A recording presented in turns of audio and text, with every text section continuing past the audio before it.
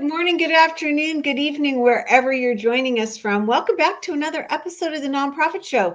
This is Old Home Week. I'm really excited. We have Muhi Khwaja joining us along with Meico Whitlock to talk about year-end giving strategies. First of all, gentlemen, hard to believe it's year-end, and you're going to tell us, Muhi, we have time to activate some things? Absolutely. It's never too late. Awesome. Well, we need to hear this message because I don't know about you, but it's just like going by so fast. I'm like, my head is spinning. So we're going to really dig down into this. Hey, another thing that makes my head spin sometime are our presenting sponsors. They've been with us, most of these folks, for close to 1,200 episodes and 5 years. It's amazing the commitment that these folks have made to us. And they include Bloomerang, American Nonprofit Academy, Staffing Boutique, Nonprofit Thought Leader, Fundraisers Friday, Your Part-Time Controller, Third Sector Company, and Clear Impact. These are the folks that join us day in and day out. I'm Julia C. Patrick, CEO of the American Nonprofit Academy. I'm joined today by one of my faves, Meico Whitlock, the mindful techie. Welcome back, my friend. Thank you for having me. Excited to be here and excited to get a chance to chat with Muhi. Always learn something new as always. So excited for the conversation. Yeah, me too.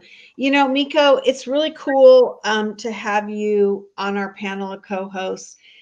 We have such a diverse group of people that we work with. They do all different things within the nonprofit sector.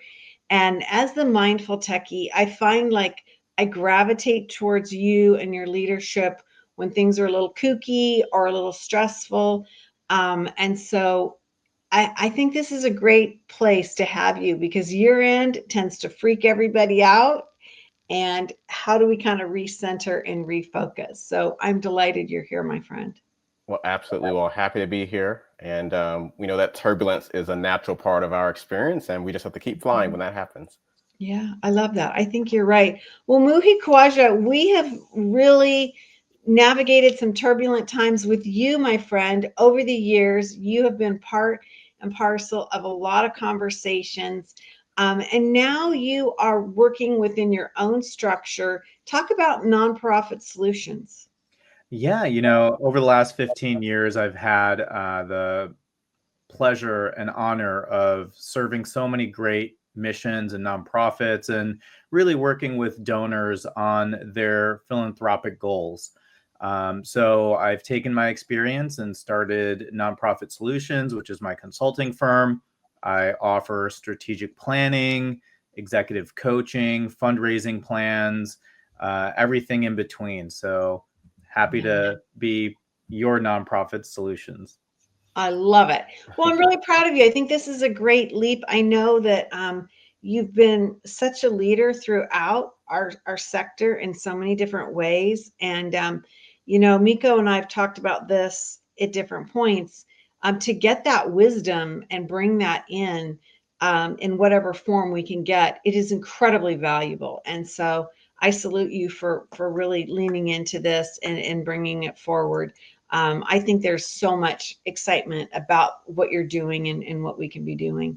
Hey, Meico, I'm going to let you jump in. Absolutely. So, speaking of nonprofit solutions and all the wonderful things that you're doing, Muhi, we have an important sort of milestone to mark this year coming up, Giving Tuesday, December 3rd, 2024.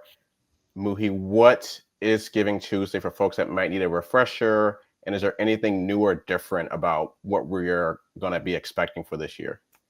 Yeah, from my understanding, this movement started, a while back, but really around, Black Friday being so consumer focused, and Thanksgiving being so self-focused and like appreciative of what you have. How can you kind of translate that and use that momentum in the year end to give to causes that you want to support?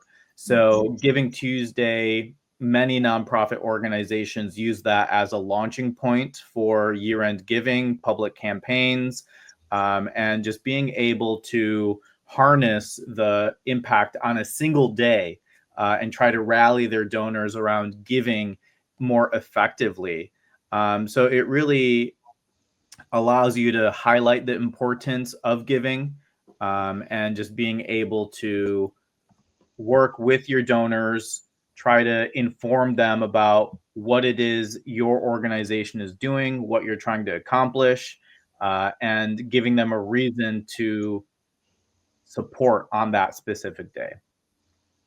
Well, awesome. Well, we're excited to play our part in that. And, you know, Julie, as I'm thinking about this, I'm curious, you know, about this conversation about how we amplify the gifts. It's so true. And I think it's really an interesting piece of it, because a lot of times we have these matching gift opportunities. And I don't know about you gentlemen, but I feel a lot of times like they go by, they just kind of fall off the table, right? And unless you're in the know, or it's actively promoted, we don't get the power of it, maybe I should say. So how do you see promoting matching gift opportunities, Muhi? You know, in my career at American Red Cross, through my work at the American Muslim Community Foundation, we've often utilized support from board members as a matching gift opportunity, showcasing that we have 100% board giving. They're all committed, and wanting to utilize this collective $25,000 or $50,000 that the board has committed to encourage our donor base, maybe even lapsed donors, to get them back into the fold of giving this year.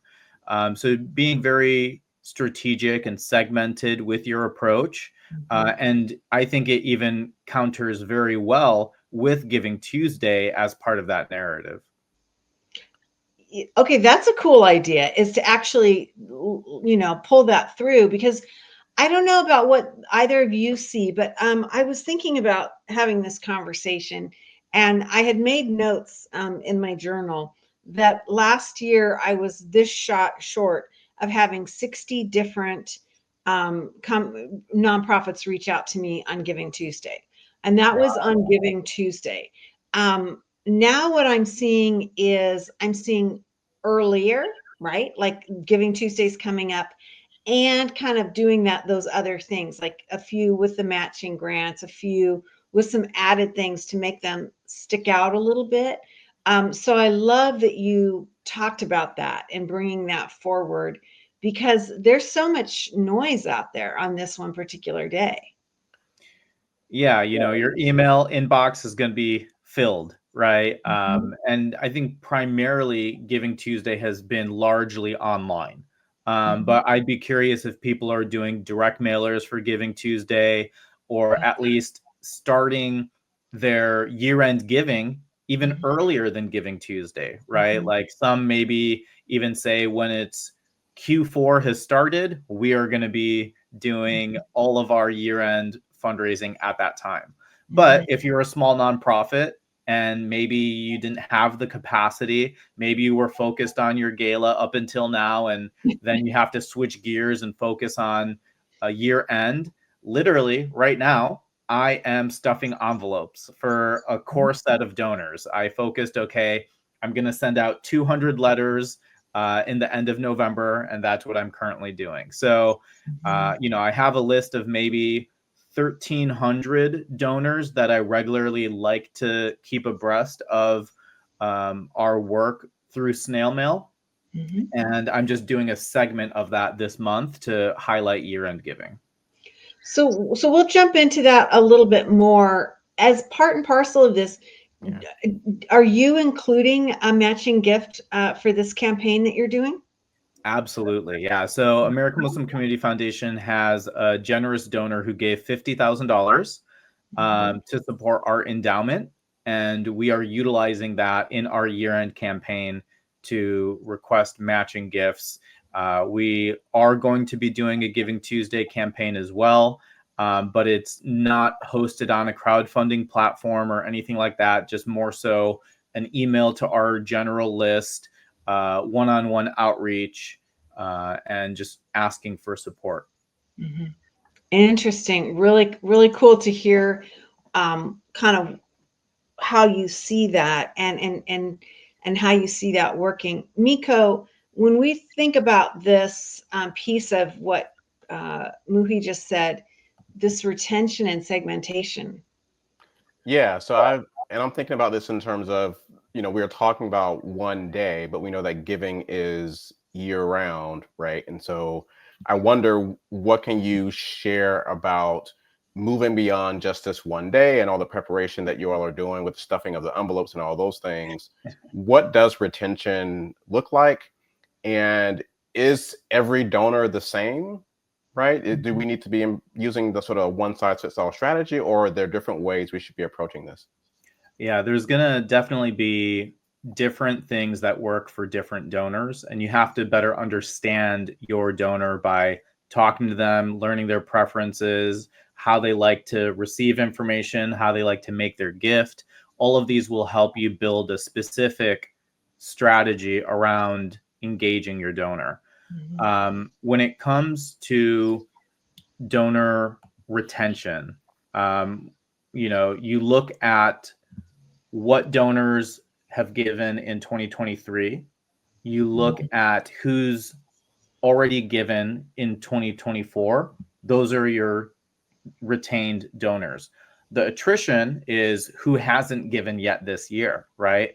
And if nonprofits are struggling with about 50% retention year over year, you have to do a lot of work in order to keep your donors engaged. And I think a specific day like Giving Tuesday is an opportunity to share with your donors. But more specifically, as you mentioned, throughout the year, what can you be doing? So whether it's an invitation to an event or it's an invitation to chat with an executive team member and letting them know about your programs and services, or it's an opportunity to come by and visit the facility you have for a tour, or to let them know that your organization went through a strategic plan and these were the high-level updates. So it doesn't always have to be around asking for a gift, but it should be around how you have made an impact, how you utilized their support, and what you plan on doing. So how does this move beyond simply this one day that we're using to sort of maybe re-engage, or maybe sort of bolster year-end efforts? And I think about that as just thinking about what you said, Julia, earlier about the 60 emails. Yeah. I'm the kind of person that would be overwhelmed by that, and I actually would be turned off by that volume of outreach, especially if I haven't heard from you throughout the year. So how does someone, how does an organization pivot for someone like me who might actually be tuned out because of that? I mean, for me, I think it's a brilliant question. And Muhi, I don't know about you, but it just seems to me that when you don't hear from anybody except on Giving Tuesday, it means they don't have a strategy that's 365. I mean, right? It's just kind of like grasping at straws, and it's not a genuine connection point, right? It makes it very transactional, I think, also for me. And Muhi, I don't know what you think about that as well. Yeah, for me, I've been trying to segment our list and make sure that these donors hear from me through direct mail, through an email, through shout outs on social media, whatever I can do. But a lot of that takes prospecting and research to kind of see who's in our sphere and what can we do. And again, as a small one-person team, I like to build these, what I call like drips throughout the year, right? So it's a touch point in January this way, and then in February it's that way. And maybe it always doesn't have to come from me. I'm asking a board member to reach out, or I'm asking another staff member to reach out. I see myself as the relationship manager, but I don't always have to be the one doing everything in regards to the organization's touch points with that donor in their journey with us. Yeah, I love that. I love pulling in the engagement from your board members, or getting other people within your organization to communicate. I just think that makes sense, and I think it makes your organization look more substantial, and that like your leadership is pulled across many people. So I think that's a really, really great idea. I mean, Meico, you and I have talked about storytelling. How do we think about this at this time of the year, as we end the year? Muhi, I'll have you jump in and answer that. Sure, absolutely. You know, I think that you need to share impactful stories. You need to illustrate the organization's mission. And again, it's finding those beneficiary stories of impact. It's about crafting a message and saying it 7 different ways, but also looking at what is going to showcase to the donor that you are using their funds appropriately, that you are making a difference, that you are unique in your approach, because maybe there's 5 other organizations in your neighborhood that are doing offering similar programs and services. But you have to craft that uniqueness into the storytelling. And again, it's finding the different people who can tell that story. It's not up to the fundraiser. It'd be awesome if they are so dynamic in sharing that mission with everything, but it should also lean on the rest of the organization, people who are in programs and services, people who are on the board, sharing their why, their mission moment, what inspired them to join. And by creating that call to action, you can then ask your donors to support in that way as well. You know, Meico, I'm reminded of something you said to me a long time ago. And I've heard you say this before, or since I should say, is the why of it, right? Yeah. I mean, why are you invested in this? Why are you, to use your word, mindful about supporting an organization? And I don't know, it doesn't seem like we do that enough, right? Yeah, I think that's part of what Muhi was talking about earlier in terms of like the prospecting and doing the research about who your donors are, who your prospective donors are, and really understanding what is the motivation and what is the intention for the donor or the would-be donor. And that really shapes the messaging. It shapes also the strategy that you use to engage with the Giving Tuesday coming up. It impacts how you actually segment. It impacts, maybe who the messenger is in terms of the outreach. There are so many different factors that go into this. Muhi, how does this, I guess, unfold for you as you think about that? Yeah, as an individual, I may be only giving, a few $100s to a certain charity. But what I want to see is the collective impact. How many overall contributions came in? What was collected? How did that make an impact in a beneficiary's life for that service? Maybe I'm supporting a specific food bank in my neighborhood. How many customers and clients came through and were benefiting from the services provided.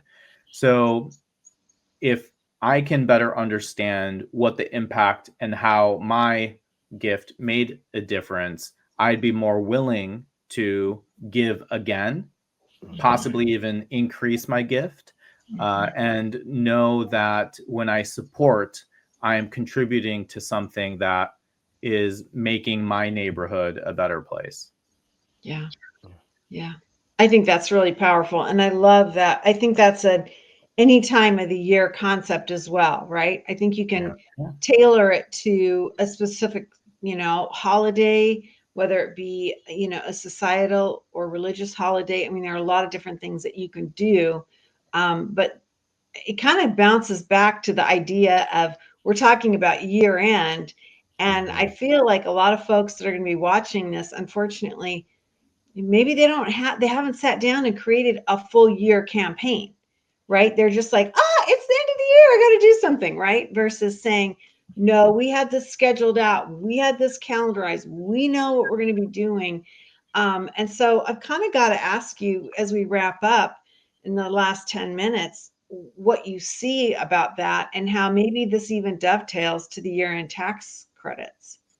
Yeah, I think there are certain things that nonprofit organizations can definitely do in the year end. But as we head into the last few weeks of the year, it's sharing different deadlines with your donors. If they want to give appreciated assets, it should be transferred by, December 15th, because you want to make sure the brokerage accounts are communicating and receiving the requests in enough time to be credited before December 31st. We know if people are sending a check in the mail that it needs to be postmarked by December 31st or in hand by December 31st. And then, an online donation form that's easy enough to figure out when you need to make the gift by. But sharing these reminders with your donors, when you talk about like what inspires somebody's generosity, I don't think that tax incentives are on the top of that list, Right. but they are an important part of the discussion. And I think, again, beyond year-end giving or tax savings strategies, maybe it's more helpful for you to talk to your donors about, what does your CPA recommend? What does a wealth manager recommend? Do you have a financial advisor who's helping you plan your charitable giving strategies? So I think in the larger picture, as relationship managers, even from our own institutions, we should be asking our donors these things because maybe they're not thinking holistically about their philanthropic goals.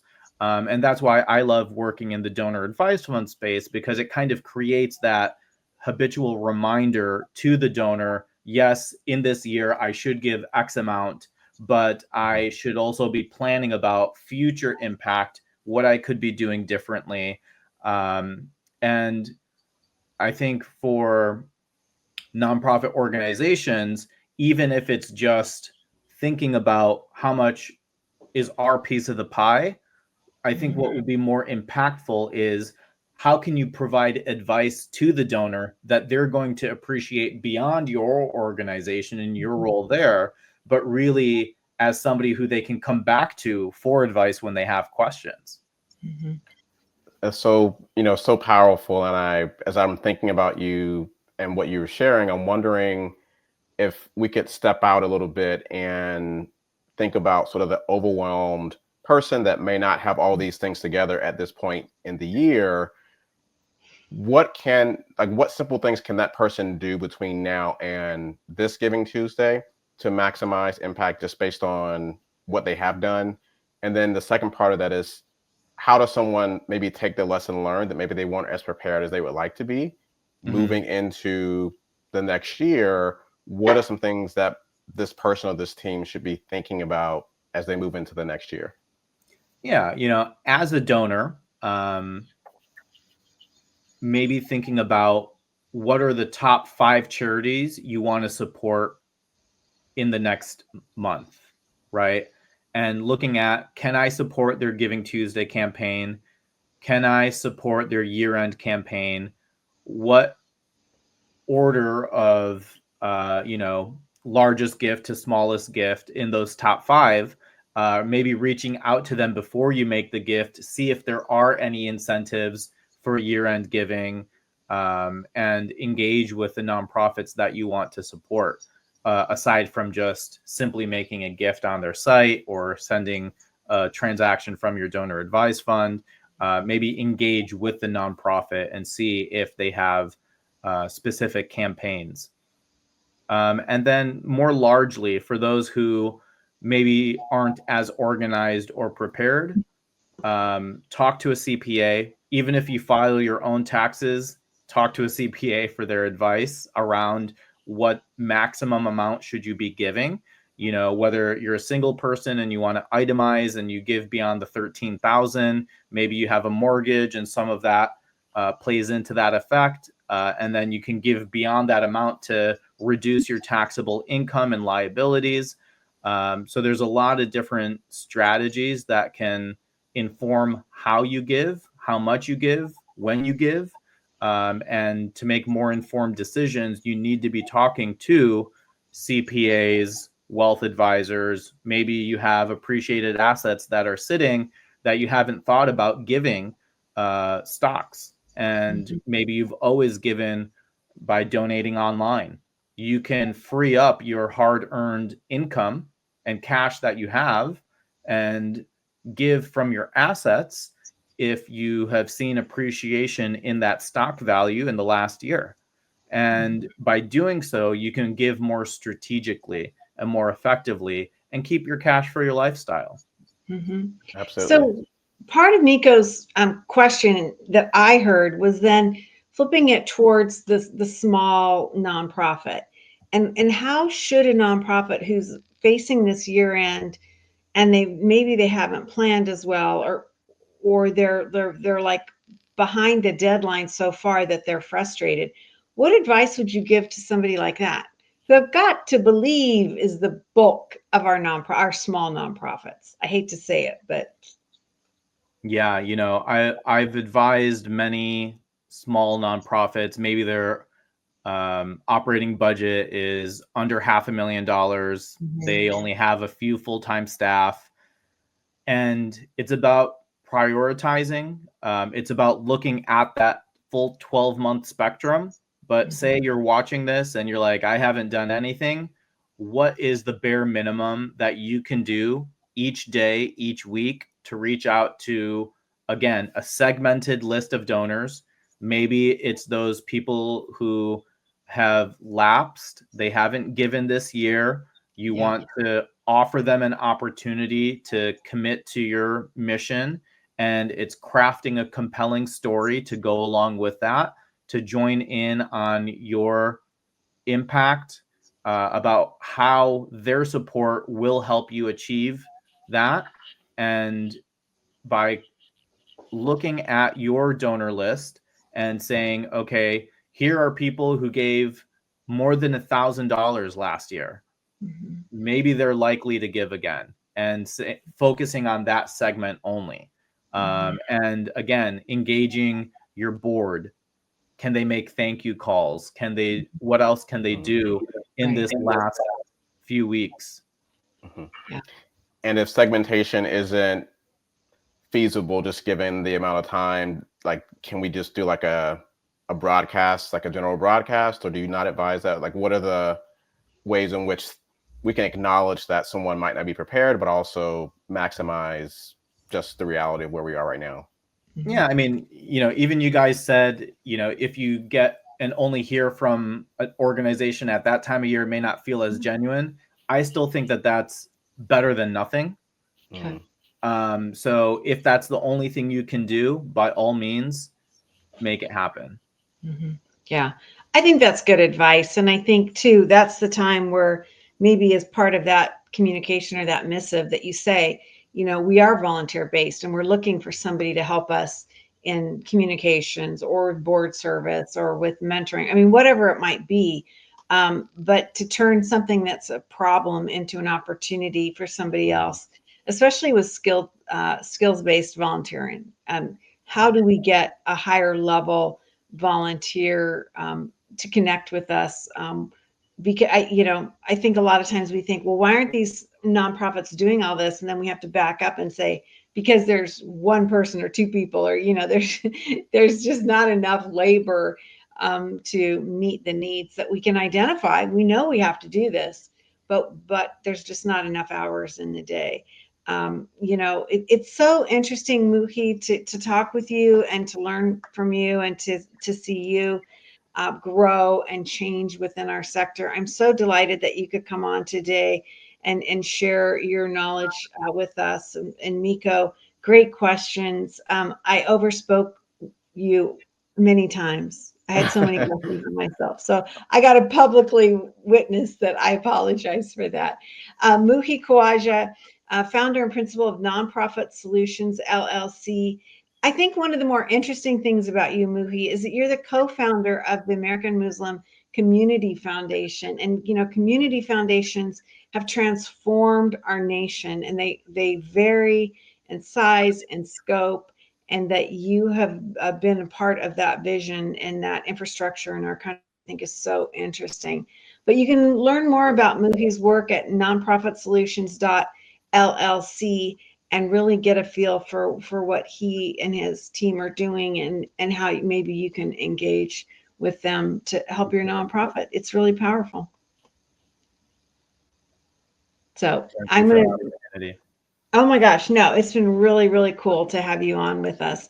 I want to make sure that I thank all of our presenting sponsors, and they include Bloomerang, Clear Impact, Your Part-Time Controller, Nonprofit Academy, Third Sector Company, Staffing Boutique, and everybody have a wonderful, wonderful holiday week. I know that we are going to have a little bit of a shortened week here because there's so much going on, but in preparation for Giving Tuesday, we have several different videos about it. We have some more coming up. I should say episodes, which you can get to us through our archive. As we end each and every episode, we want to remind everyone to stay well so you can do well. Thank you, gentlemen.